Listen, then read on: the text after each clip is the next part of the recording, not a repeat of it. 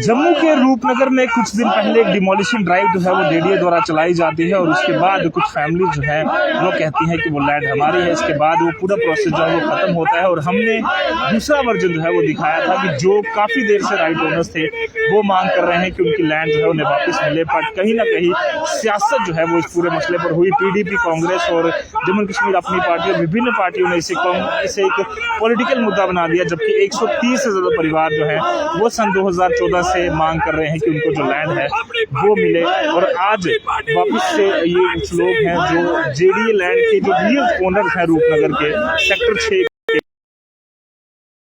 कुछ उनकी मांग है कि किस तरह से पॉलिटिसाइज जो है वो किया जा रहा है। पीडीपी अपनी पार्टी और कांग्रेस जो है वो लगातार इस मसले को पॉलिटिकल रंग देने की कोशिश कर रही है। टेंट लगा दिए वहां पर लोगों ने। 130 परिवार काफी समय से जो है अपनी एक जस्टिस की मांग कर रहे हैं।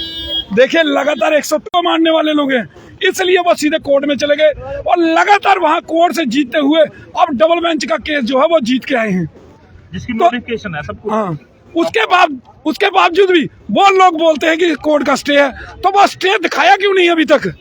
लेकिन उनके पास कुछ नहीं है।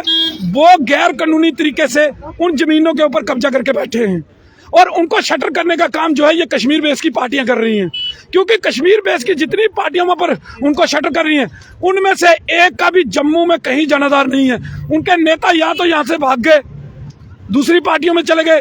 अब उनको अपनी जो है राजनीतिक रोटियां जो है वो गंदे तरीके से सेकनी है, अपनी टीआरपी लेनी है और उसको वो कश्मीर के लोगों को खुश करने का काम जो है ये लोग कर रहे हैं। जिस प्रकार से रजौरी के अंदर कल प्रदर्शन हुआ, जिस प्रकार की भाषा का उपयोग वहां पर किया गया, वो सहने योग्य नहीं है। देखिए, एक कम्युनिटी को टारगेट करना ये सरासर गलत है। जब सरकार ने सूर्य नमस्कार के लिए बोला है तो इसमें हिंदू कम्युनिटी का कौन सा दोष है? आप हिंदू कम्युनिटी को बोलते हैं उस प्रदर्शन में कि उनको नमाज पढ़नी चाहिए, उनको जो है रोजे रखने चाहिए। ये कहीं भी कहने वाली बातें जो है एक कम्युनिटी को नहीं है, किसी सभी की अपनी मर्जी है। जब सरकार कोई आर्डर निकाली तो वो मानना, वो आप मानो या ना मानो, वो उसमें जो है आम पब्लिक का कोई लेना देना नहीं। आपको क्यों लगता है कि इस मसले को इतना पॉलिटिकल एंगल दिया जा रहा है? क्या आपको लगता है कि पर्टिकुलरली जो बाकी लोग हैं, जो 130 परिवार हैं, वो भी तो अलग अलग रिलीजन के ही हैं? देखिए, हमारा ये मानना है, इन लोगों ने भारत के संविधान को माना है, इन्होंने भारत के कानून को माना है, इन्होंने हमेशा कानून का सहारा लिया, तो जाए ना कोर्ट में। अगर उनको कोई ऑब्जेक्शन है कोर्ट में जाए।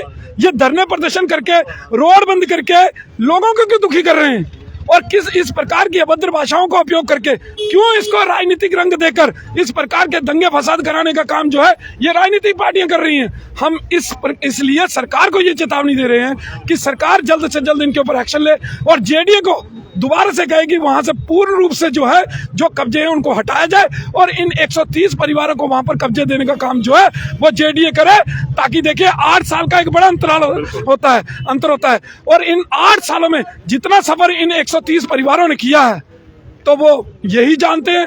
तो इनको भी अपने आशियाने वहां पर बनाने हैं, अपने परिवार के साथ वहां पर रहना है और वहां पर अपनी गुजर बसर करनी है और शांति की जिंदगी व्यतीत करनी है। देखिए, जब एयरपोर्ट के अंदर वहां पर जो कुछ आशियाने तोड़े गए थे 2-3 साल पहले, तब ये पार्टियां कहाँ थी?